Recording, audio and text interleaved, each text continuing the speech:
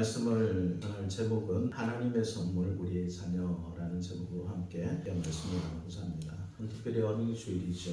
오늘 성경적인 관점에서 우리에게 주신 귀한 우리 어린 생명들이 어떤 의미가 있는지 한번 살펴보려고 합니다. 그리고 잠시 우리가 살고 있는 세상을 살펴보면요, 우리가 대한민국의 땅을 지금 발을 딛고 살아가고 있죠, 그죠? 근데 대한민국의 여러분 자녀의 출산율이 얼마나 되는지 아십니까? 2025년도에 통계를 보면은요 0.80이라고 합니다. 한 가정에 한 자녀가 제대로 태어나지 않는다라는 거예요. 그 정도 출산율이 많이 떨어져 있어요. 근데 대부분의 사람들이 이렇게 생각합니다. 자녀들이 출산율이 떨어지는 것은 경제적으로 어렵기 때문에 그렇다. 먹고 사는 문제가 있기 때문에 그렇다. 자녀를 키우는 데 대한 어떤 부담이 있기 때문에 그렇다라고 생각합니다. 물론 그렇습니다. 그렇기도 하지요. 그렇지만 더 중요한 것은 그 뒤에 단순한 경제적인 부담만 있는 것은 아니다라는 거예요. 자녀들을 짐으로 생각하는 세계관이 이제 세상 가운데 만연하고 있습니다. 그래서 자녀들이 있으면 내 삶에 부담이 된다는 거죠. 내가 누리고 싶은 삶의 시간들을 자녀들 때문에 빼앗긴다고 생각하는 겁니다. 그래서 자녀를 양육하고 키우는 것보다 내 삶을 더 기쁘게 누리는 것을 더 귀하게 생각하는 세상이 되었다는 겁니다. 그래서 자녀를 놓지 않으려고 하는 젊은 부부들이 많습니다. 놓으려고 하지만 상황상 그리고 또 환경상 조건상 안 되는 분들도 계시기도 합니다. 오늘 말씀을 통해서 우리 자녀들이 얼마나 귀하다는 것, 그리고 그 자녀들 우리에게 주신 이유가 무엇인지를 좀 살펴볼 수 있는 시간이 되었으면 좋겠습니다. 오늘 살펴본 시편 127편은 솔로몬의 시편입니다. 이 시에는 하나의 아주 중심적인 주제가 있는데요. 그게 뭐냐면 오늘 1절 말씀을 보면 여호와께서 집을 세우지 아니하시면 세우는 자의 수고가 헛되며 라고 이렇게 시작합니다. 여기에 벌써 주제가 다 담겨져 있습니다. 어떤 의미냐면 인간의 모든 수고와 계획과 노력이 하나님의 주권 밖에서는 아무런 의미가 없다라고 이렇게 결정되어 있는 것입니다. 그런 맥락 속에서 오늘 3절 말씀에 들어온 겁니다. 3절 말씀을 시작할 때 어떤 말씀이 제일 먼저 나옵니까? 보라, 자식들은 여호와의 기업이요 라고 시작하죠. 보라라는 건 어떤 뜻일까요? 보라라는 것은 주목하라라는 뜻이겠죠. 그렇죠? 나의 마음과 생각과 방향을 바꾸라라는 겁니다. 너희가 너희 삶의 주인인 줄 알고 있지. 내 주권자가 따로 계셔. 그러니 제대로 봐 라고 이렇게 성경이 우리에게 요청하고 있는 것입니다. 보라는 말로 시작하는 이 말씀이 우리 삶의 전환점이 되어야 한다는 것이에요. 지금까지 내가 바라보았던 관점이 아니라 하나님이 보시는 관점으로 성경을 볼 수 있어야 된다라고 이야기하고 있는 겁니다. 그렇다면 하나님이 보시는 성경의 관점은 뭘까요? 그 뒤에 바로 연기가 나옵니다. 보라, 자식들은 여호와의 기업이요 라는 말씀이 나옵니다. 여기서 중요한 단어가 하나 있는데요. 바로 기업이라는 겁니다. 기업이라는 것은 히브리어로는 여러 용례가 있는데 여기서 쓰여진 용례는 나할라라는 단어입니다. 나할라라는 뜻은 뭐냐? 구약 성경에서 아주 여러 번, 수백 번 사용되었는데요. 중요합니다. 이스라엘 백성들이 가나안 땅에 들어갔을 때 하나님께서는 이스라엘 백성들에게 가나안 땅의 정벌을 명하셨고 가나안 땅을 정복하고 나서 어떻게 했죠? 땅을 그들의 기업으로 나누어 주셨습니다. 여기서 기업이라는 단어는 분깃이다, 자신의 몫이다 라는 거예요. 그래서 이 단어에는 본질적으로 두 가지가 들어있어요. 하나는 이게 기업이라는 것이 인간의 노력으로 쟁취한 것 같지만 그게 아니라 하나님의 선물로 주신 것이다 라는 겁니다. 왜냐하면 이스라엘 백성들이 자신들이 잘나서 그 강한 가나안 군대를 이긴 게 아니라는 거예요. 가나안 군대는 철병거도 있었어요. 굉장히 큰 거인과 같은 용사들도 많았습니다. 그런데 그들의 힘으로 가나안 땅에 정복을 해서 이겨낸 게 아니라는 거예요. 하나님의 이길 수 있는 무엇을 주셨다는 겁니까? 힘과 능력을 그들에게 주셨다는 거예요. 여기에 중요한 의미가 있다는 거예요. 기업이라는 것은 하나님이 주신 거다라는 거예요. 내가 노력해서 얻어낸 것이 아니다라는 전제가 여기 있다는 거예요. 두 번째는 뭐냐면 그 소유권은 여전히 하나님께 있다라는 겁니다. 이스라엘 땅은 하나님께서 영구히 그들에게 팔지 말라라고 했어요. 소유권이 어디에 있다는 거예요? 하나님께 있다는 거예요. 그래서 이스라엘 백성들은 50년이 되는 희년이 되는 해에는 모든 땅을 원주인에게로 다 돌려주게 되어 있습니다. 종살이 했던 사람도 그 땅을 팔았던 사람도 어떻게 하는 거예요? 다시 회복할 수 있는 기회를 주시는 거예요. 왜 그렇게 합니까? 내가 돈 주고 값을 치르고 내가 그 땅을 내 소유로 삼았는데 다시 돌려주다니 이게 무슨 의미냐? 원주인이 따로 있다는 거예요. 원주인이 하나님이시기 때문에 당연히 하나님께로 돌려주고 그것이 제대로 제 위치에 갈 수 있도록 해야 되는 게 이스라엘 백성들의 땅에 대한 개념이었다는 거죠. 땅의 소유는 사람이 아니라 하나님이다라는 거예요. 근데 이것을 자녀들에 빗대어서 자식은 뭐다? 기업이다라고 이렇게 말씀하셨다라는 거예요. 그렇다면 여기에 자녀에 대해서 우리가 생각해 볼 수 있는데 그것은 뭐냐면 이 자녀들이 하나님께서 우리에게 주권적으로 주신 선물이다라는 거예요. 내가 노력해서 얻어진 결과물이 아니다라는 거예요. 자녀가 마치 우리의 소유인 줄 알고 생각하고 내가 열심히 해서 내가 노력해서 잘 키워놨다라고 생각하면 만약에 자녀들이 다른 사람에게 간다고 그러면 아마 굉장히 낙심될 거예요. 내가 이러려고 쟤를 저렇게 이쁘게 키웠나라는 마음이 든다는 거죠. 근데 아니라는 거예요. 하나님이 주권적으로 주신 선물이다라는 거예요. 선물의 의미가 뭐예요? 내가 잘해서 받는 게 아니라 그냥 주어진 거예요. 그냥 누군가 와서 나에게 아무런 대가 없이 주어지는 게 선물이다라는 거예요. 여러분 그래서 여러분들에게 주어진 자녀가 있다면 그 자녀들은 여러분의 선물이에요. 선물은 나에게 그냥 주어졌기 때문에 내 것이 원래 아니었어요. 내가 노력해서 얻은 게 아니라는 거예요. 그것을 우리가 알 수 있어야 된다는 거죠. 자, 기업의 가치는 두 번째 뭐라고요? 소유권이 누구에게 있다라는 거예요? 하나님에게 있다라는 겁니다. 자녀들의 소유권을 부모들이 자꾸 행사하려고 하는 분들이 있어요. 그렇지 않습니다. 자녀의 소유권은 부모가 아니에요. 아니 내가 낳았는데 내가 키웠는데 내가 얼마나 많은 물질을 들였는데 실제로 그렇지 못하다라는 거예요. 하나님이 주신 선물이기 때문에 이 자녀의 원 권리자는 누구다라는 겁니까? 하나님이시다라는 거예요. 대신 부모는 그럼 어떤 역할을 하는 겁니까? 부모는 자녀를 맡은 청지기가 되는 겁니다. 청지기라는 것은 양을 치는 양떼 목자 같은 사람을 말하는 거예요. 양떼 목자가 자기의 양의 소유자에게 주인에게 가서 이 양 내가 열심히 잘 키웠으니 내 겁니다 말할 수 없는 거예요. 그냥 잘 키우기만 하면 그는 그의 소원을 다하는 거죠. 근데 자꾸 내 것이다 라고 소유욕을 가지려고 하는 거예요. 그러다 보니 뭐가 생기는 겁니까? 욕심이 생기는 거예요. 욕심이 생기니까 어떻게 해요? 내 자녀를 자꾸 내가 원하는 방향과 뜻대로 키우려고 하는 마음들이 생기게 된다는 겁니다.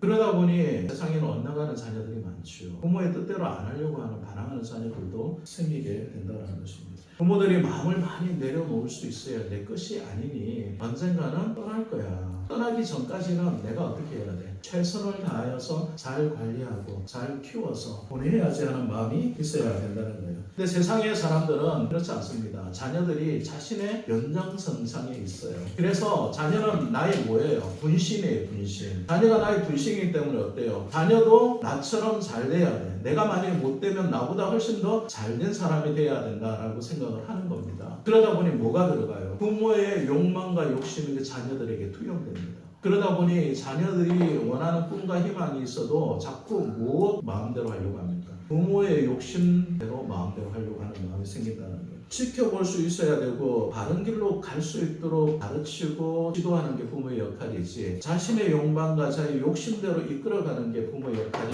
아니다라는 겁니다. 그래서 우리는 끊임없이 부모된 자로서 어떻게 하나님께 질문할 수 있어야 되냐면 하나님 내 욕망대로가 아니라 하나님 뜻대로 양육하기를 원합니다 라고 기도할 수 있어야 된다는 겁니다. 이것이 그리스도인 된 부모들의 참된 모습입니다. 그래서 오늘 자녀는 자식은 우리 부모의 기업이다 라고 이야기하는 거예요. 두 번째가 있는데 상급이다 라고 이야기합니다. 기업은 그렇다면 하나님이 주신 것이고 거저 얻은 선물이다 라고 우리가 그래 그럴 수 있지. 그럼 상급이라는 것은 원어적인 의미로는 뭐냐면 일꾼이 수고한 대가로 받는 품삯이나 보상을 말하기는 하는데 그것보다 훨씬 더한 것을 주는 것을 더한 것을 받는 것을 의미한다는 거예요.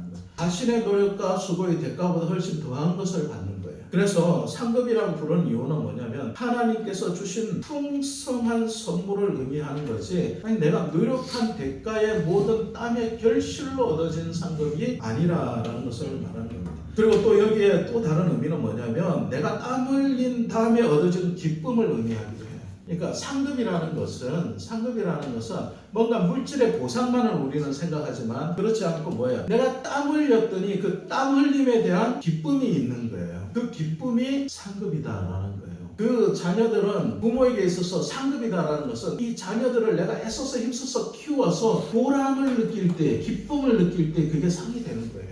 자, 여러분 최선을 다해서 자녀들을 양육해야 되죠. 왜냐하면 최선을 다하지 않으면 기쁨과 보람을 얻기가 어렵죠. 그렇죠? 대충 적당히 하면 어떻게 될까요? 1년의 농사를 농부가 짓는데 대충 적당히 하면 어떻게 됩니까? 망하죠. 그렇죠? 가을이 되면 결실을 얻을 수 있는 게 없을 겁니다. 그냥 되어지는 게 아니라는 거예요. 자녀들 농사도 마찬가지죠. 그렇죠? 최선을 다해서 애쓸 때에 그 자녀가 하나님이 보시기에 다른 결실로 맺혀지게 되는 것이 부모에게 있어서는 가장 큰 상급이다라는 거예요. 그것이 우리에게 얻어지는 큰 기쁨이다라는 겁니다.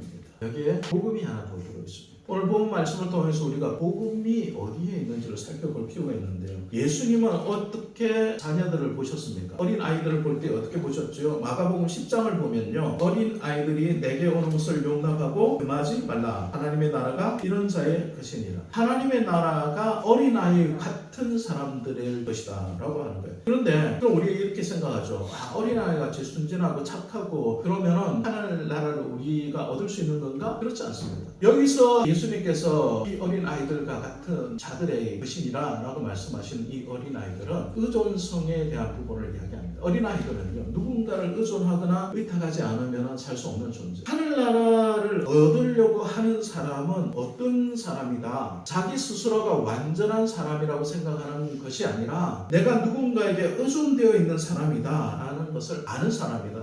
어린아이와 같다라는 것은 누군가의 도움이 없이는 살 수 없다라는 것과 마찬가지로 하늘나라의 백성이 된다라는 것은 누군가의 도움 없이는 될 수 없다라는 것을 알고 있는, 믿고 있는 존재다라는 것입니다. 그래서 복음 안에서의 시선을 회복한다는 것은 어떤 의미입니까? 우리가 하늘나라를 얻고자 할 때에, 하나님 나라의 백성이 되고자 할 때에 그 깊은 의미에는 하나님이 우리에게 도움이 되지 않으시면 우리는 도저히 우리 힘으로 하늘나라의 백성이 될 수 없다라는 것을 우리에게 가르쳐주는 말씀입니다. 예수님께서 그렇게 말씀하시고 나서 이들에게 하늘나라가 있다라고 이렇게 말씀하신 의미가 우리에게 확 와닿아야 됩니다. 내가 노력해서 얻을 수 있는 것이 하늘나라가 아니라 예수 그리스도를 의존할 때에 얻어질 수 있는 나라가 하늘나라는 것을 우리가 분명히 알아야 된다는 거예요. 자, 그렇다면 자녀들도 부모의 의존을 통하여서 양육되듯이 우리 자신들도 하나님께 의존되어 있을 때 올바르게 양육되어질 수 있는 존재다라는 것을 우리가 바로 알 때 이 복음을 깨달을 수 있게 된다는 것입니다. 교회를 다닐 때에 이러신 분들이 있습니다. 내가 교회를 열심히 다니고 신앙생활을 열심히 잘하면 하나님이 어여쁘고 기쁘게 보셔서 나를 하나님 나라로 데려가실 거야 라는 생각이 있습니다. 물론 그렇게 신앙생활 열심히 하시는 건 너무 필요하고 중요합니다. 그런데 그 목적이 단순히 내가 나의 노력과 열심으로 하늘나라 가겠다라는 것이면 그래서 분명히 방향성이 잘못되었다는 거예요. 나의 노력과 나의 열심으로 하늘나라 갈 수 없습니다. 성경 분명히 그렇게 이야기합니다. 그리고 예수님도 그렇게 말씀하고 계시다는 것입니다. 어린 아이와 같다라는 것을 깨닫는 사람만이 하나님 나라를 얻을 수 있다는 것입니다. 사랑하는 여러분, 자녀가 우리에게 있어서 하나님의 기업이요 상급이다라고 말씀하신 것은 우리의 노력과 우리의 힘과 우리의 애씀을 통해서 얻어진 것이 아니라는 것을 우리에게 가르쳐주는 말씀이라는 것입니다.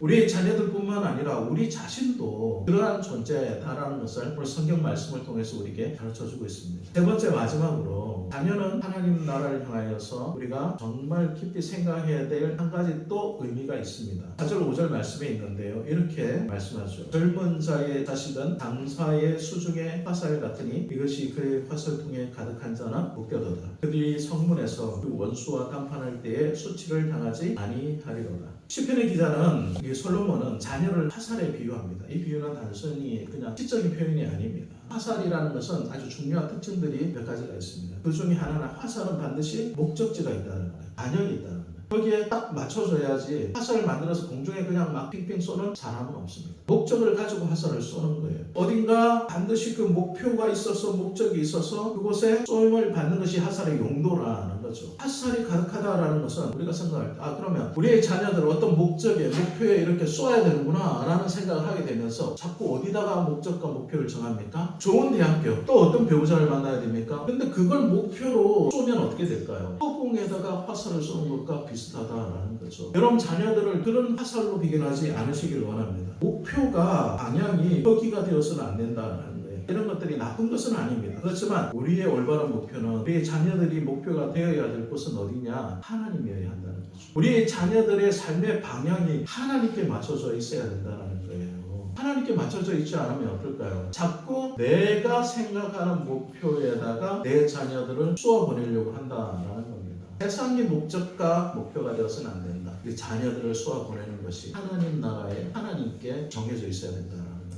두 번째는 화살은요, 쏘아진 존재죠. 보내져야 한다라는 거예요. 보내지기 위해서는 어떻게 돼요? 반드시 잘 만들어져서 나의 품을 떠나야 된다라는 거예요. 자녀를 평생 내 품 안에 안고 살려고 하는 부모님들이 계세요. 그러면요, 자녀도 불행하고 자신도 불행해집니다. 언젠가는 떠나 보내야 돼요. 내 것이 아니기 때문에 그래요. 끝까지 내 소유로 삼고 나를 위해서 내 자녀를 내 소유물로 생각하고 내 품에 안아두려고 하고 내 관계성 속에 두려고 하면은요, 그 관계가 너무너무 힘들어져요. 언젠가는 떠나야 될 존재다라는 거예요. 그 마음을 준비해야 된다는 거죠. 언젠가는 보내야 된다. 떠나보내면서 그것을 아쉬워하거나 서글퍼하는 것이 아니라 나의 기쁨으로, 나의 보람으로 삼을 수 있어야 된다는 것입니다. 마지막으로 화살을 쏠 때 대충 적당하게 쏘면 안 되죠. 그렇죠? 잘 다듬어서 쏘아야 됩니다. 화살이라는 것은 잘 다듬어져야 돼요. 잘 다듬어지지 않고 쏘면 어떻게 될까요? 올바른 간역으로 가지 못하게 되는 거예요. 내 품에 있을 때 잘 다듬을 수 있어야 돼요. 그게 우리에게 필요한 부모의 본목이다라는 것입니다. 아브라함은 어땠습니까? 하나님께서 모리아산에서 이삭을 바치라고 이렇게 말씀하셨습니다. 근데 이것은요, 단순한 아브라함의 믿음의 테스트가 아니었죠. 100세가 되어서 얻은 자식을 바치라고 하는 것은 이건 정말 하나님이 무리한 요구 아닙니까? 라고 말해볼 수 있는 거예요. 그런데 아브라함은 어떻게 했죠? 아브라함은 가서 하나님 말씀대로 이삭을 바치려고 했습니다. 하나님께서 말리셨죠. 이제서야 네가 나를 경외하는 줄 아나. 하나님께서 아브라함이 하나님을 믿는 것, 하나님을 신뢰하는 걸 모르셨을까요? 아니요. 자기 결단이 어디까지인지 아브라함 스스로 알게 하신 거예요. 아브라함이 내 자녀까지 바칠 수 있다. 어떤 겁니까? 이 자녀마저도, 내가 100세 때 얻은 이 자녀마저도 내 것이 아닙니다 라는 믿음의 고백이 있을 때에 하나님께서 그에게 온전한 믿음이다 라고 이렇게 말씀하신 거예요. 내가 가지고 있는 모든 소유가 다 내 것 같죠. 특별히 우리 자녀들이 그렇습니다. 내 품 안에 있으니까 내 건 줄 생각합니다. 그렇지 않습니다. 내 것이 아니라 하나님의 것입니다. 하나님께서 잠시 나에게 맡겨주신 거예요. 그러니까 맡김을 받은 그 시간 동안 나는 어떻게 합니까? 최선을 다하여서 하나님의 말씀대로 자녀들을 바르게 양육하고 때가 되면 어떻게 해야 합니까? 떠나보내야 되는 겁니다. 자, 부모의 입장에서 그렇다면 우리가 하나님의 자녀의 입장에서는 어떻다는 겁니까? 동일하게 이 삶의 방향이 정해져야 합니다. 우리는 하나님 안에 의존적인 존재라는 것을 바르게 알아야 되고 우리 스스로 살아남을 수 없다는 것을 이 세상 가운데서 바르게 인식하고 살아야 될 것입니다. 그리고 언젠가 때가 되면 이 세상의 방향성이 아니라 하나님을 향한 방향성으로 우리가 어떻게 합니까? 할쉬를 떠나야 될 시간이 있다는 겁니다. 그리고 그 방향성과 목적이 분명히 어디여야 합니까? 하나님이어야 한다는 거예요. 하나님이 아니라 세상의 어떤 성공과 행복과 기쁨이 되어서는 안 된다는 겁니다. 여러분들이 목적으로 삶을 영위하고 계시다면 여러분들의 할쉬는 지금 방향을 잘못 잡고 있는 거예요. 그리고 그 할쉬가 떠나게 되었을 때 이제는 돌이킬 수 없다는 거예요. 할쉬를 떠난 화살은 더 이상 활로 돌아올 수 없습니다. 우리는 그것을 잘 알고 있지 않습니까? 한번 인생의 종지부를 찍을 때 우리는 후회해도 소용이 없다는 거예요. 우리의 방향성이, 우리의 목적이 하나님께로 향해 있지 않다면 우리의 절망과 우리의 아픔이 더 이상 돌이킬 수 없는 후회로 점철될 수밖에 없다는 것입니다. 사랑하는 여러분, 우리가 우리의 인생을 돌아보건대 하나님의 자녀로 우리가 올바르게 살아가고 있습니까? 올바른 방향성을 갖지 못하고 언젠가 내 인생이 끝날 때 하나님을 향하여 쏘임받은 화살이라는 것을 우리가 인식하고 있다면 살아가는 시간들이 얼마나 하나님을 향하여 우리가 애써야 되는지를 우리 스스로 알게 되는 것입니다. 기도의 방향이 세상을 향한 것이 아니라 하나님을 향할 수 있어야 된다는 것이죠. 교회는요, 이 사명에 부모와 함께 부름을 받은 공동체입니다. 교회에 온 우리 자녀들은요, 동일하게 우리의 영적인 자녀입니다. 나의 자녀예요. 그래서 책임을 지고 나의 자녀들을 향한 마음이 있어야 된다는 거예요. 올바로 양육하기 위해서, 올바로 키우기 위해서 육신의 부모만 애를 써야 되는 것이 아니라 온 교회가 나서서 그들에게 기도하고 그들을 축복하고 그들을 위하여서 함께 마음을 쏟아야 된다는 것입니다. 우리는 모두 하나님의 자녀입니다. 어린아이들부터 우리 자신도 하나님의 자녀시요. 그렇기 때문에 우리는 언젠가 부모로부터 바르게 양육받아서 올바른 목적을 가지고 떠나게 될 것입니다. 그렇다면 우리의 목적지가 어디인지 분명히 알아야 할 것입니다. 우리가 어떤 존재인지도 분명히 이해할 수 있어야 된다는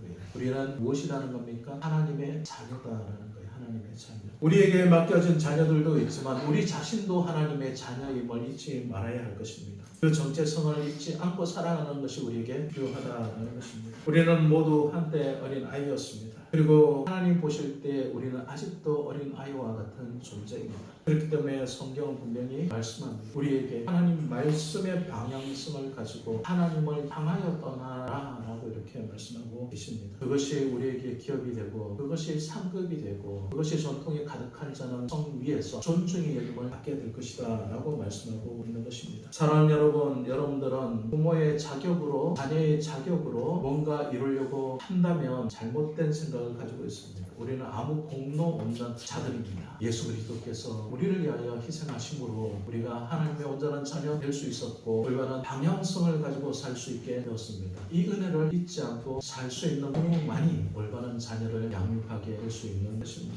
내가 하나님의 은혜로 구원을 받았다는 것을 아는 부모만이 자녀들에게 값없이 요구하지 않고 올바른 양육을 할 수 있게 되는 것입니다. 사랑하는 여러분, 말씀을 맺고자 합니다. 그래서 우리가 바르게 알고 있을 때 우리는 하나님 안에서 올바른 부모로 그리고 또 하나님 앞에서 하나님의 자녀로 살아갈 수 있게 될 것입니다. 올바른 의식을 가지고 살아갈 수 있는 저와 여러분 될 수 있기를 주님의 이름으로 간절히 축원드립니다.